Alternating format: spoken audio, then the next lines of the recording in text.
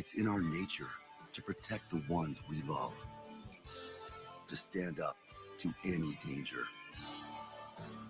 to be strong and courageous, to always be prepared, to keep our family safe, to be the first line of defense. We are born to protect.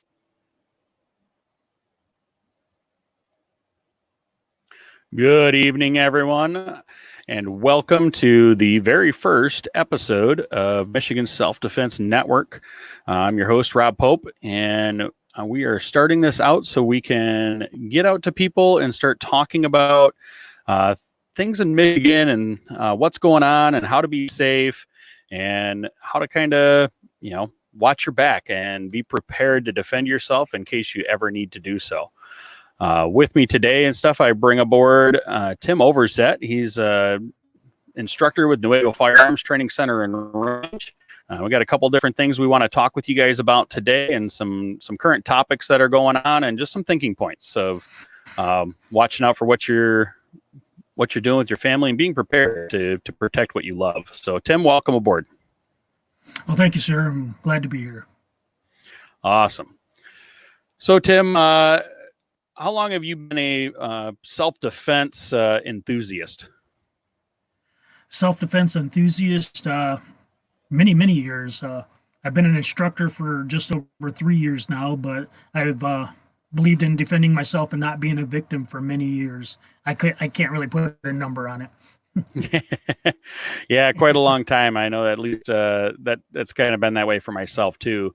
And you started becoming you became an instructor here. It's been almost 2 years or a year and a half now. Yeah. It's been almost 3 years. It's pretty close. Yeah, awesome. So I want to welcome you to the show. One of the first things I want to talk about is a news story that came out here a few days ago of an incident that happened down in Pennsylvania. Obviously, there's a lot of concerns that have been going on with the current pandemic issues and COVID-19 and the increased tension amongst people out in public, and the concerns along with the virus. And want to kind of talk about some things that we should maybe be concerned about and watching for. I know I've had a heightened sense of awareness of when I'm out in public, especially on things that I'm confronting and going into. This particular situation that happened down in Pennsylvania was an individual that, or two people that got into a little bit of a confrontation over one of them coughing and not covering his mouth. So I'll bring this up and we're going to watch a quick clip and we'll discuss it.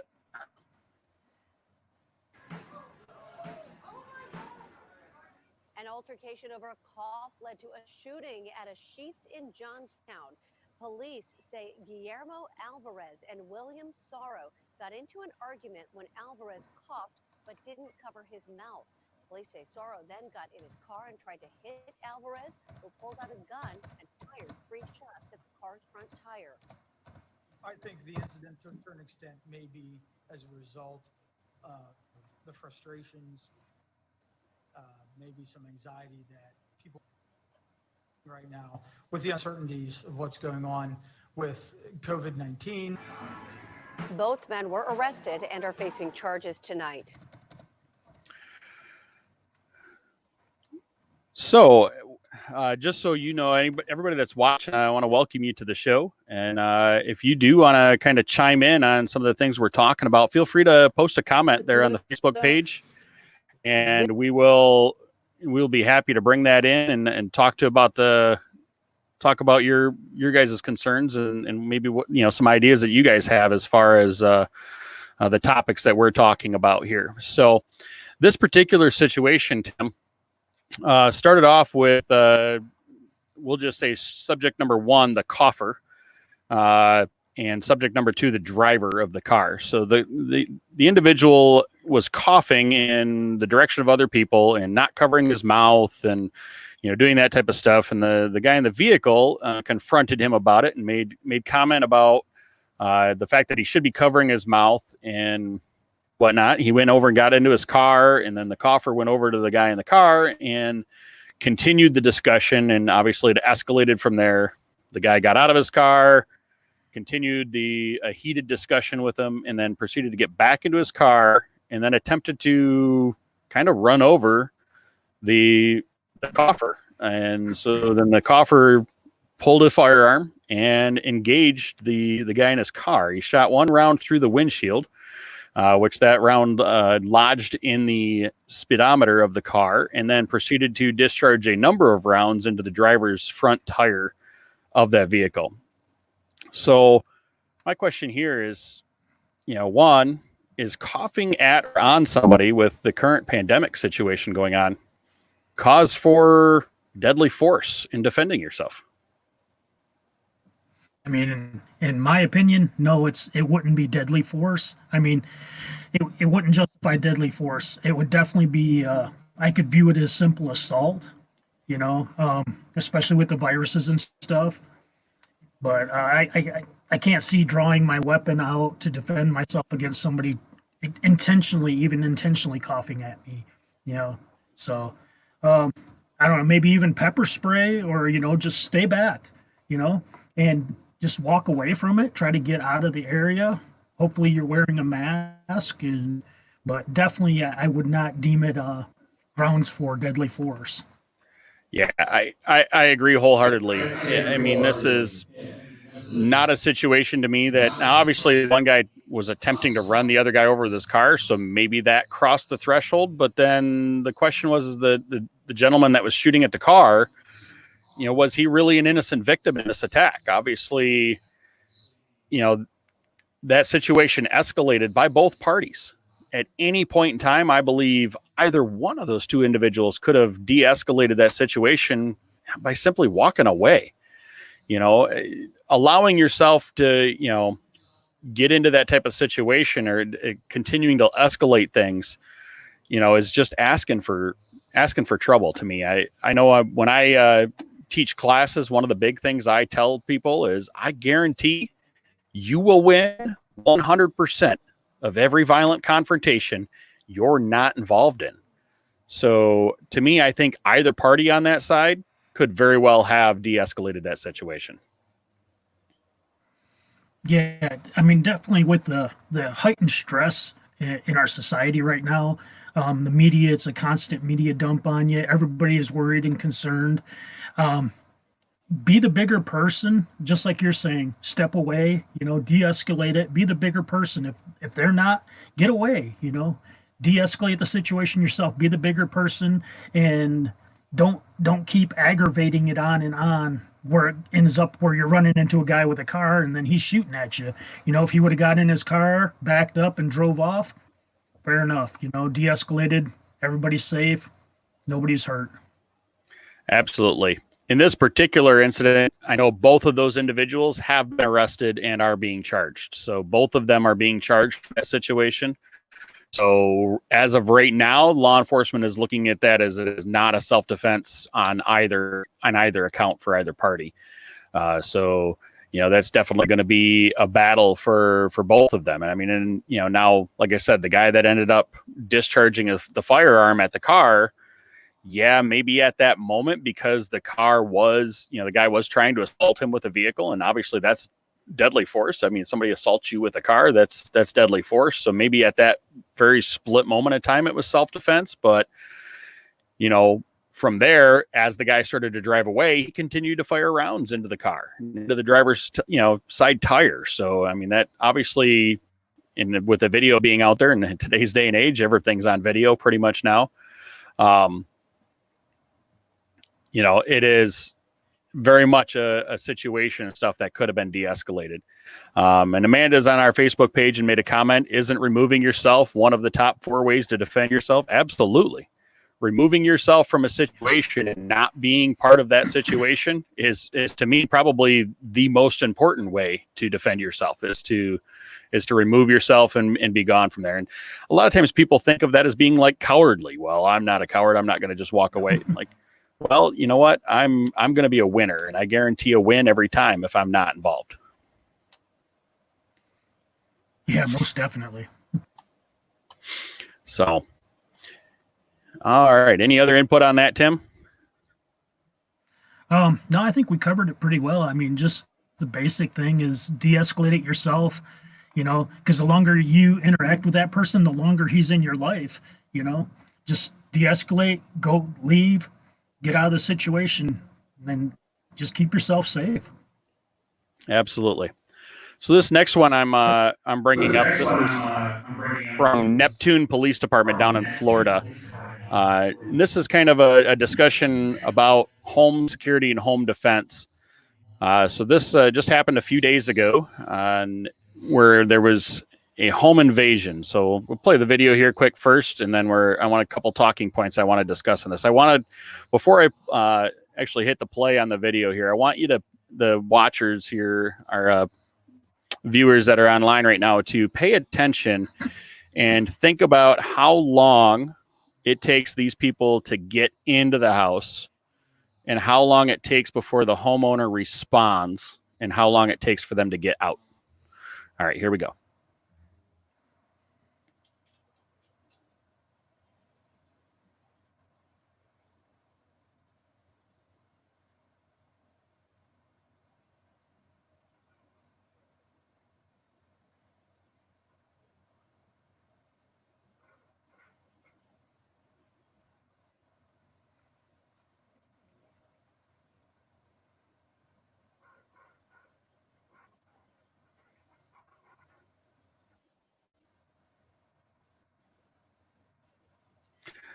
All right.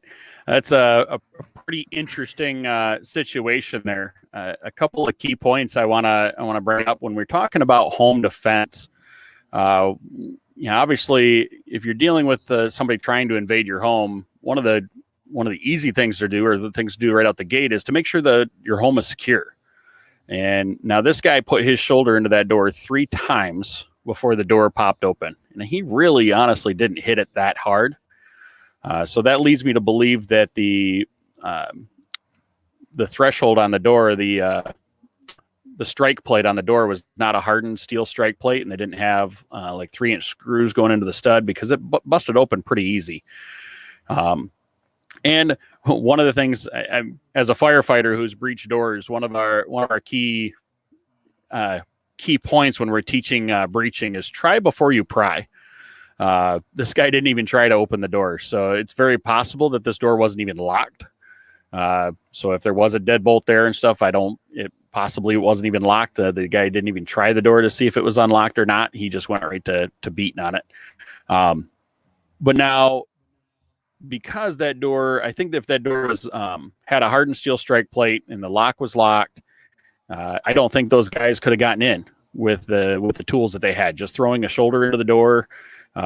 If you put 3-inch long screws going into the frame around the door and a hardened steel strike plate, that can make a huge difference. Now, obviously, this one's an apartment, so that might be something you have to take up with an apartment manager or something like that to try to get that fixed, or to get it taken, hardened up if you want it that way. But on a regular home and stuff, obviously, if you own the home, this is something you could easily do. And those hardened steel plates and the screws, you can get those as a kit from your hardware store for like $7, and 15-20 minutes of time, and you can have that door 10 times harder to breach.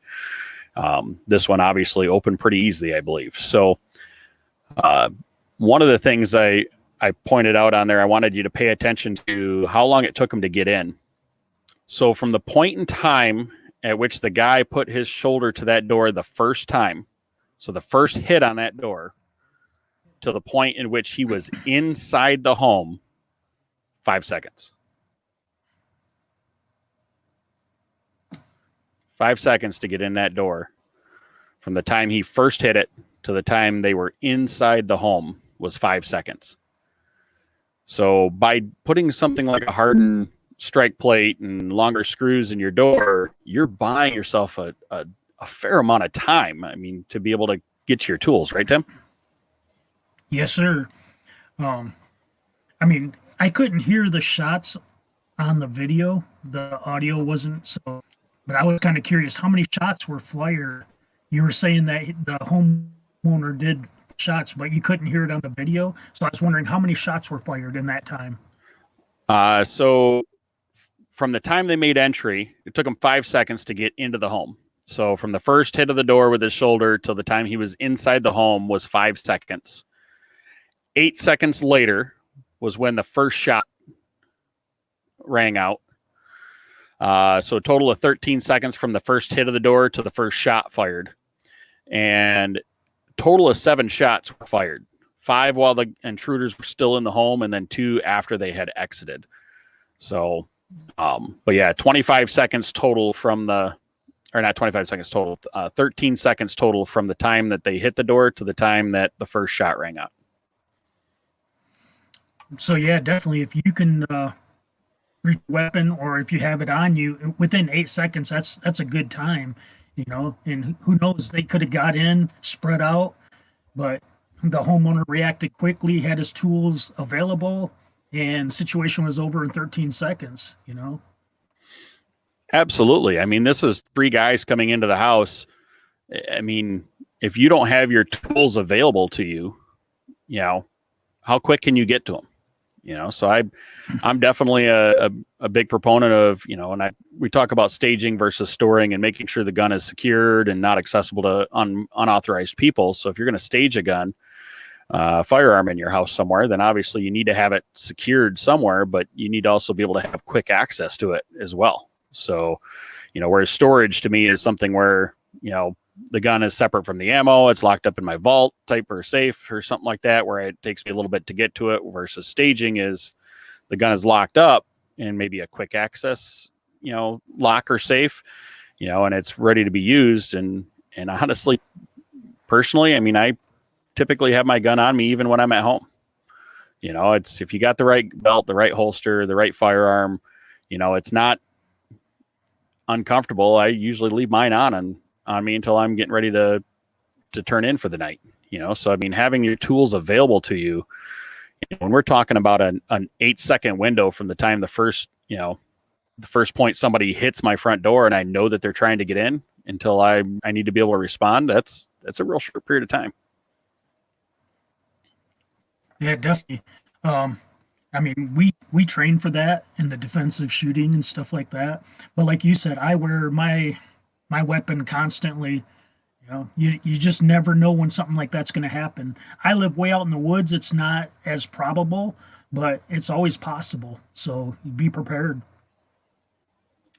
Well, and, you know, being ready to defend yourself in your home is, I think something that has probably come to light for a lot of people. I know with the gun shops that I've worked with and talked to all the time, you know, they seen a massive uptick in people purchasing firearms. And from what I've been hearing, is the vast majority of them are first-time gun buyers, people that have never owned a firearm before in their life. And they're starting to realize that, you know, I need to be prepared to defend myself, especially in my own home.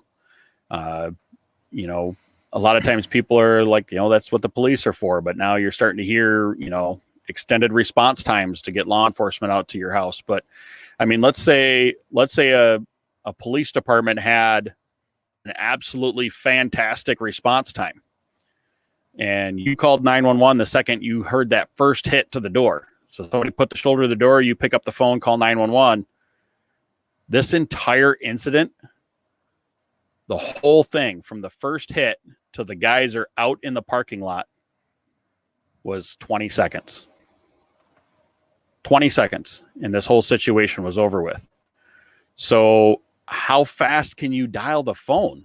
I mean, you know, law enforcement's great, man. These guys, I'm friends with a vast majority of law enforcement officers. And, you know, I mean, I wholeheartedly think everything they do is, you know, it's very commendable. But the thing is they, you know, they can only do what they're there to handle. And I mean, in this situation, you know, I mean, even if they had a fantastic response time, you're talking 2 to 3 minute response time. Well, I mean, this thing's done and over with. These guys are halfway down the, you know, half a mile away almost probably at that point, you know, so you've got to be ready and be prepared to deal with the situation, you know, at hand.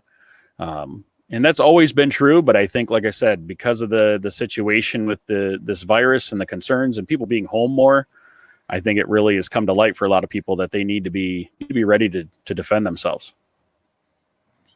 And that stems back to a saying that we use in our CPL classes: when seconds count, the police are minutes away. You have to, you are your first responder. At my house, it takes 10 to 15 minutes for like a sheriff to get out here. I live way out in the woods, and it takes 10 to 15 minutes.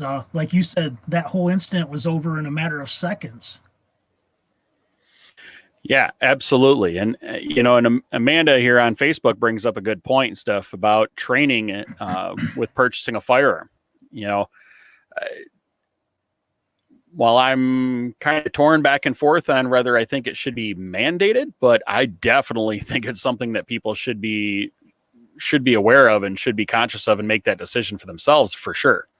I really think that people need to understand, especially when dealing with a firearm for defensive purposes, whether it's a pistol or a long gun or whatever. But if you're looking at a firearm as a potential tool to be used for defense, I mean, training is absolutely critical.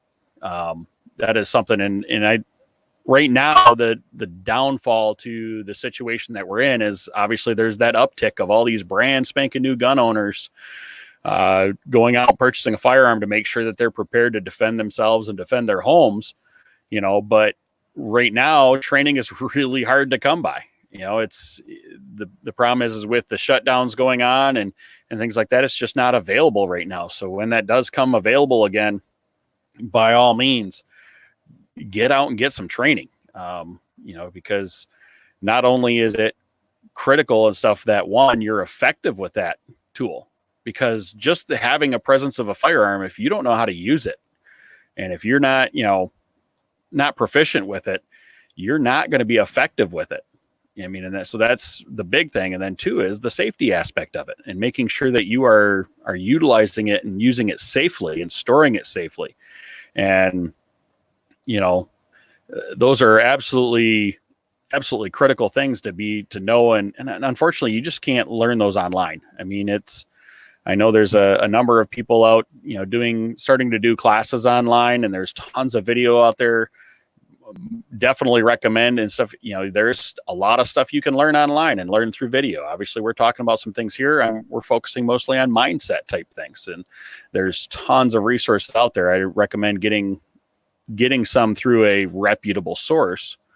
But once these restrictions are lifted, get out and get some hands-on training. That's the only way you're going to build the muscle memory that's necessary to be able to respond quickly and appropriately, and make sure that you're handling the firearm safely and you doing what you need to do with it. Well, like Mary's saying here, I'm glad it isn't mandatory, but I'd appreciate more encouragement for the training.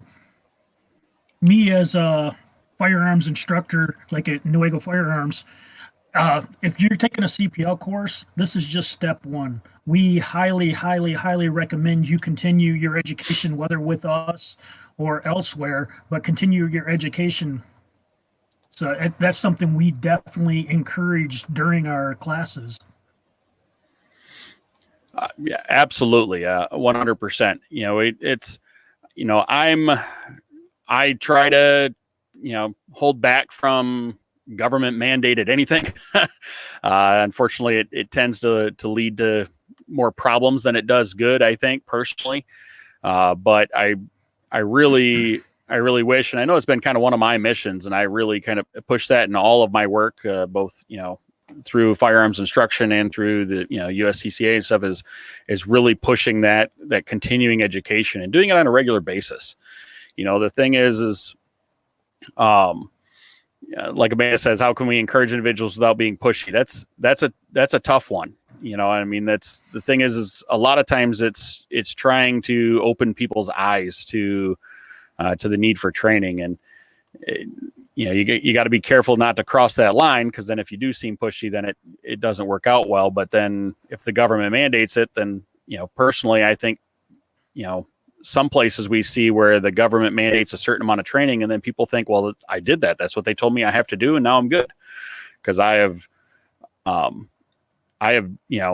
see that all the time with the mandated training where people think that because they did what's required of them, that's everything that's required of them, and so they're good to go. And that's, the thing is, we need to, make sure people realize that there's a lot more beyond that, and keeping up with the education too. I mean, it's a perishable skill, any type of defensive, whether it's hands-on, I mean, how many people went out and took karate classes as a kid and haven't done anything with it in the last 20 years? How good do you think they're going to be? They're not. So that's, same with firearms and any type of self-defense. They're all perishable skills, and continuing to practice and train and take additional classes. I mean, I'm a USCCA instructor, training counselor, and I'm certified in numerous disciplines, but I still book every year at least 1 or 2 firearms classes from other instructors. I take classes from people that I see as equals. I take classes from even entry-level instructors. I take them from higher-level instructors. I take classes anytime I can possibly take them, because I feel there's always A, something to be learned, and B, things to be practiced and continue that training and stuff, so I don't lose the skills that I have. And I try to go out at least once a month and actually train. To me, there's a difference between going out and just pulling the trigger and poking holes in paper versus going out and actually training for those skills to be used for defense. Tim? Like you say, the training it's not only for my ability to keep my abilities, but I like to do it so I can pass it on to the students that come through our classes. And Rob here, he's like my mentor, and he'll put you through a heck of a course. He does us instructors, and we go through and do an instructor shoots and stuff when we can. And he puts you through a heck of a course. And I mean, I appreciate every moment of it, because it takes my skills and raises them up, which in turn I can pass on to my students. So we definitely encourage more and more training. Absolutely. I mean, in like you said, even when we go out and do, when I go out and shoot with other instructors, I teach a little bit, then I'm the student and have them teach. Why? Because, well, I need to practice as much as they do, sometimes more, I think. It's like I said, being a perishable skill. That was one of the things I actually noticed when I started teaching. My skills actually started decreasing drastically because I wasn't out training quite as much. I was focusing more on learning how to instruct and less on the actual skills of shooting and defensive, aspects of things. So that was one of the things I had to really get back on track with and get back into training for myself, because like I said, they are perishable skills, and having those skills to be able to do that is critical, because like I said, with all these new gun owners out there, I don't want to say it's scary necessarily, but it's definitely concerning that, that they're out there and may not have an idea at all of what they're doing or how to do it, effectively and safely. And also kind of concerns me that maybe they're just jumping online and watching YouTube videos, which, well, yes, can be of some value, but also, man, there's a lot of bad ones out there too. So Yes. Hopefully they're looking to reliable sources for the education that they can get online, and hopefully they are putting it in their budget and putting in their plan to get out and get some in-person training from a reputable instructor too. I mean, make sure that if you're going to look at getting training, I highly, highly recommend do some research and check the instructors that you're looking at potentially taking classes through, and look at their skill sets and look at what they, how much training they do. Don't be afraid to ask an instructor, what training beyond the instructor training have you done? What are you doing to continue your skills, and make sure that they're not just somebody that's out pushing papers, type thing. Because we see that a lot in a number of different areas and stuff, where people go out and, become instructors and with all great intent. But then that's all they do is just teach that one class, and that's it, nothing more. And it's like, I'd like to see instructors that are going out and continuing their own education, both for things that they can teach as well as their own personal skills, because keeping up on those personal skills are just as important as keeping up on the teaching skills. Definitely agree with that. So we completely got totally off topic, which is awesome, but we're getting some great feedback. Andrew chimed in there and stuff. Always good to hear a different point of view. Thanks, Andrew, for joining us, and I'm glad you're getting some value out of what we're talking about today. So talking about that home defense, that situation. Now, only one of those three people ended up getting hit. That person did end up getting taken into custody. They are looking for the other two. But 7 shots that this gentleman took during that situation inside the home. So 7 shots that rang out in less than, I'm doing the math here real quick. 8 seconds. 8 seconds. Yep. So 7 shots rang out. 5 shots rang out before the guys exited the apartment. What kind of rose some concern for me was the fact that there was 2 more shots after the guys were out of the apartment and clear of the door. So that to me means that that the gentleman in the home that was defending himself no longer could see the attackers and was continuing to pull the trigger. So what's your thoughts on, when does self-defense end? At what point do you need to stop attempting to shoot at the bad guys? As soon as the threat is gone. And as they were leaving, the threat's gone. And not only that, but continuing to shoot when you can't see your target, you're responsible for every round that leaves that weapon. There could be little kids across the road that you could have, or just innocent bystanders. And but as soon as the threat's over, your ability to use deadly force is over. Absolutely. And, some of that I think comes back to a number of different factors, training obviously being a big one. But 2 is also having the right mindset and that kind of pre-planning in your head what you're going to do, playing out scenarios, even thinking about and processing, what am I going to do if you're looking at home defense as something you can easily pre-plan well ahead of time. And so if I'm sitting on my sofa watching TV and all of a sudden somebody's trying to kick in my front door, what am I going to do? How am I going to deal with that situation? Planning those things out in your head, your body can't go somewhere your mind hasn't been. So if you plan things out in your head and play out the scenarios and do what I call mental exercises ahead of time, and you're going to be a lot faster at processing the information and being able to react quickly and efficiently, and that also helps with, thinking about that, taking the shots after the threat has ended. Okay, well, then what am I going to do? Okay, if I take a shot and the guy turns and runs, I'm going to stop at that point, because I am no longer defending myself if they're turned tail and running, which those guys did a rather rapid exit. It was kind of impressive. Yes, from the point I stand corrected. It was he had 5 shots off in 3 seconds.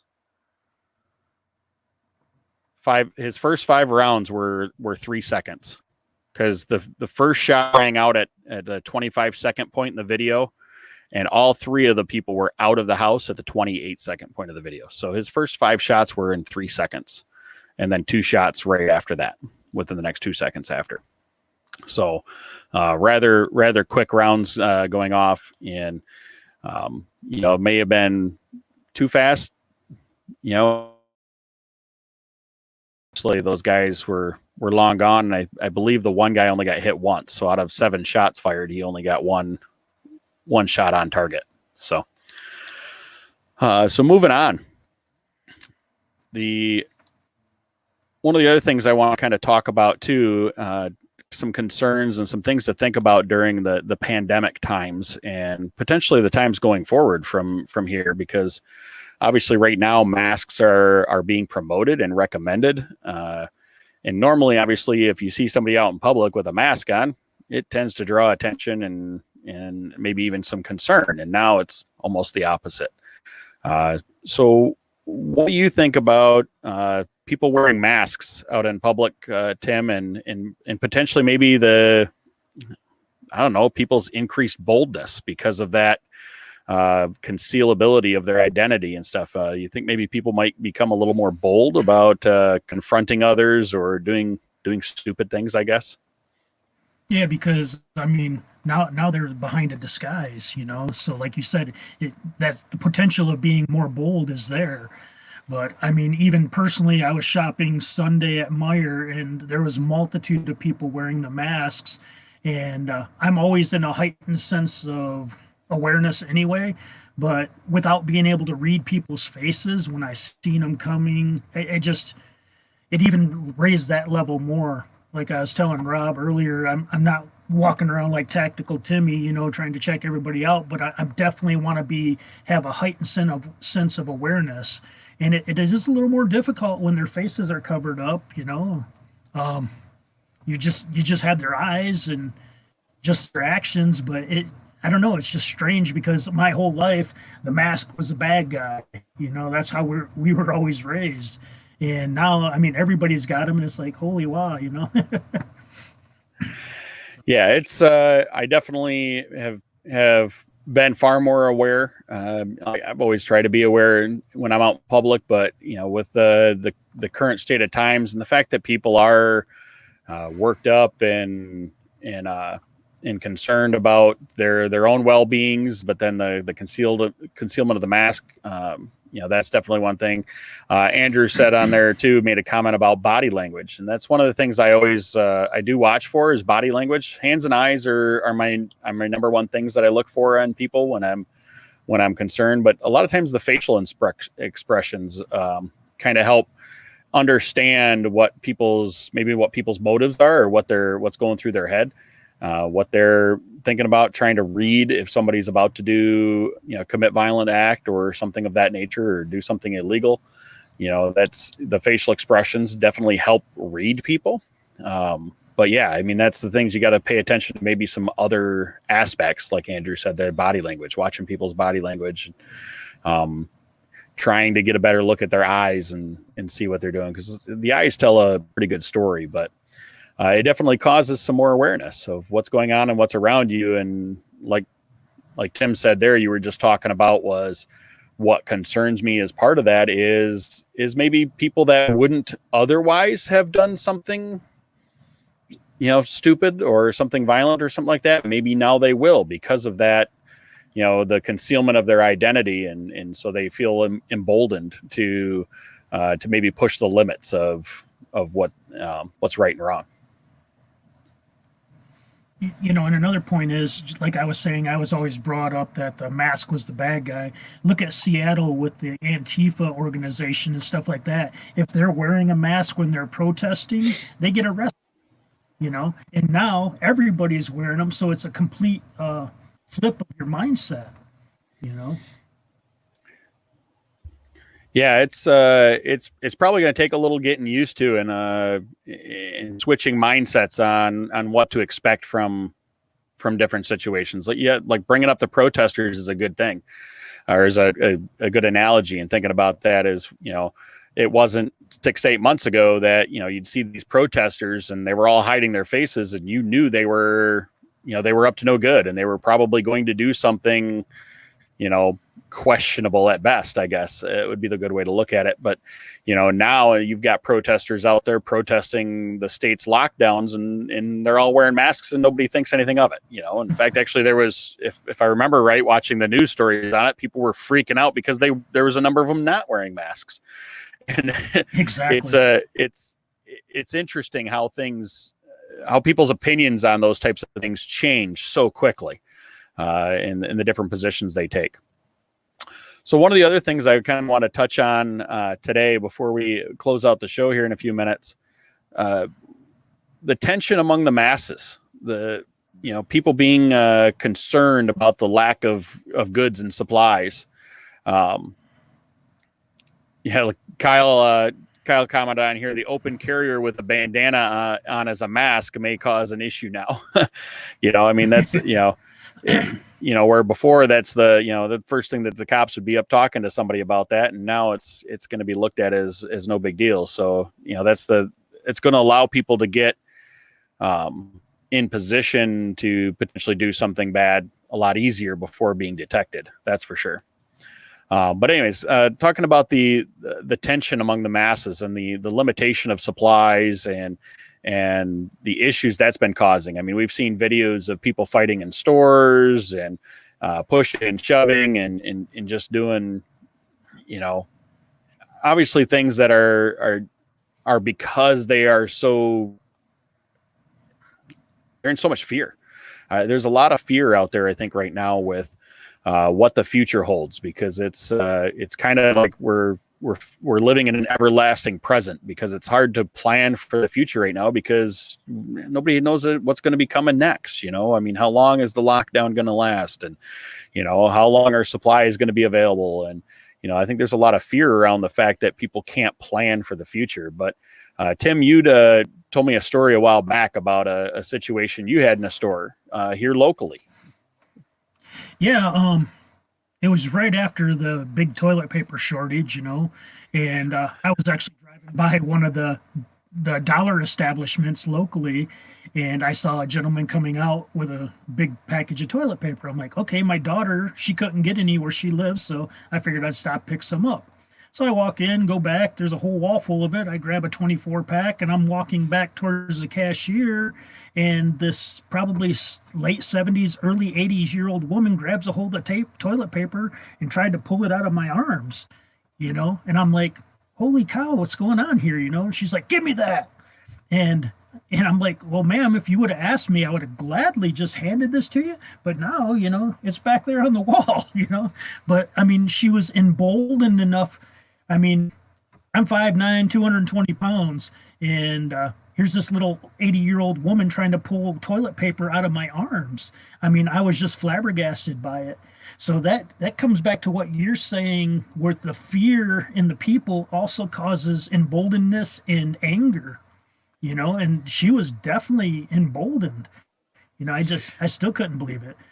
I'd walk her back there and get her some toilet paper, but...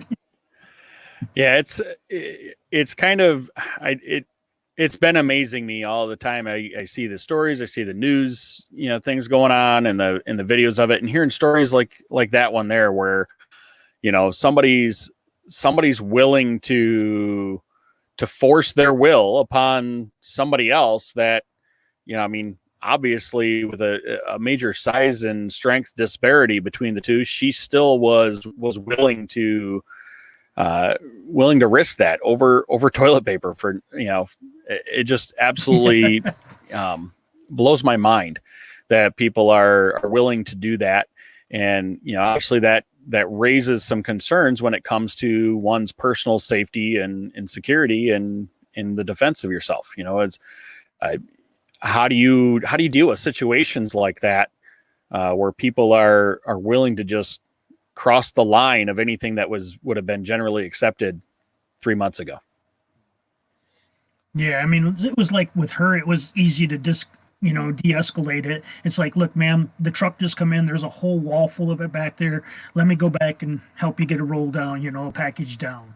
But I mean, what if it had been me against somebody your size? We're equal sized. I mean, now we're in a situation, over toilet paper, possibly. Yeah, I mean, are you willing to get into a physical confrontation with somebody equal or greater size and strength than yourself over something as simple as TV? The problem is there's a lot of people that are, and when we talk about being the bigger person and stuff, to me it's not being a coward and stuff. It's just like, dude, I'm not going to fight somebody over something like that. If it meant the livelihood of my family, I don't know, it might be a little different, but I like to try to make sure I've got myself prepared, that I'm not to the point where, I have to worry about that one item that I'm picking up from the store is going to mean the, the well-being of my family. It's a convenience thing, but by all means, having enough toilet paper on hand is definitely convenient, but I have never heard of anybody dying because they didn't have toilet paper. So, to me, it's not worth dying over or potentially fighting somebody over, because, you get into a physical confrontation with somebody, you've got 3 battles you're going to deal with. You've got one, the physical battle to start with, but then almost undoubtedly, you're going to have a legal battle to deal with after the fact, and then you've got an emotional, moral battle to deal with, if something goes wrong, and whether you get hurt or somebody else gets hurt, or you hurt or potentially even kill the bad guy or something like that, you're going to have to deal with the thought process of, what led up to that situation, and why were you in that position in the first place? If you could have avoided it, while maybe legally justified, now you're going to have to deal with the fact that, man, if I'd have just walked away, I'd have never had to do that, so you're going to have to live with that in the long run. So those 3 battles, to me, walking away guarantees a win on all 3 every time. My pride might be hurt a little bit, or my ego might be crushed, but so what? Those things heal. The other ones don't.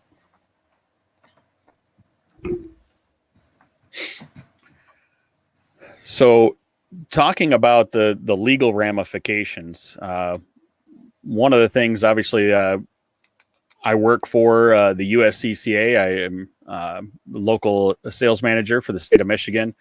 And obviously, we have partners, range partners and stuff all over the state, Newaygo Firearms being one of them. Talking about the legal ramifications of defending oneself, no matter where you're at, there are resources out there for people and stuff in that situation. The USCCA's resource not only for the legal ramifications, but also the training and education side. We pushed a lot on training and education today. The USCCA is a very, very reputable, good source for high quality information and training. And that's available to their members, as well as some of it's available to the public, but the members definitely have access to a lot more training and education behind their member dashboard on the website.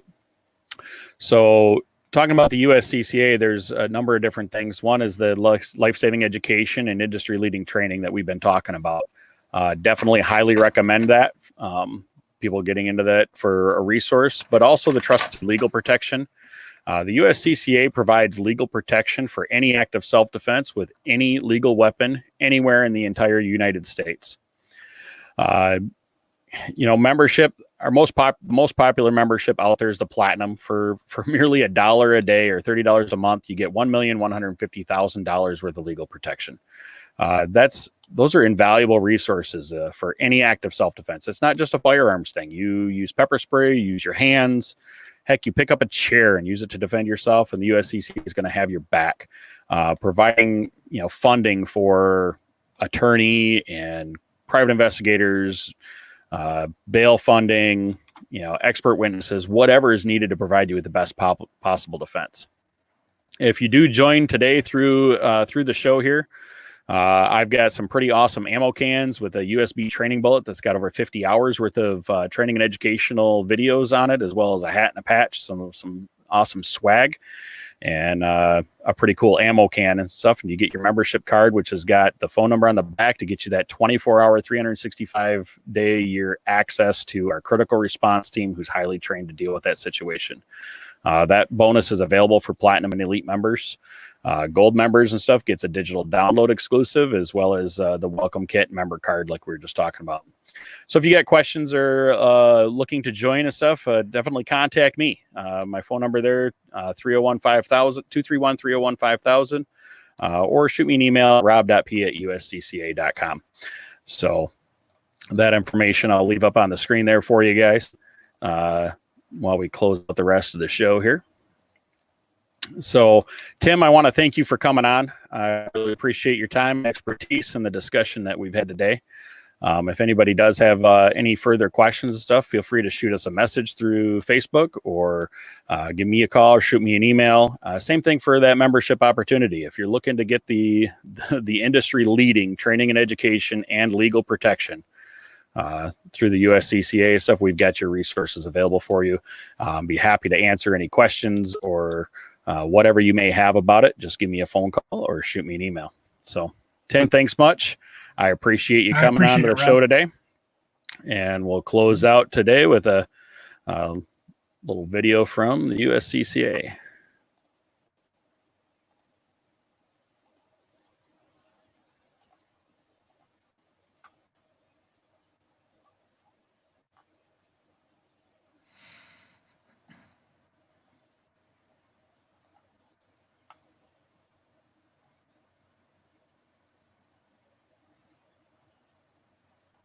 And apparently it's not going to work. All right. Well, thank you guys very much for coming on the show. And this is, like I said, our first show. So any tips or anything that you'd like, or even topics maybe you'd like us to cover, feel free to shoot me a message through the Facebook page or via email. And we're definitely going to be bringing on some new guests every week. So do tune back every Monday night at 7 o'clock. We're going to be doing this show at least for the foreseeable future. So thank you guys very much again. I appreciate you coming out and participating in the show with us. You guys have a great night. Be safe out there. All right. Thank you.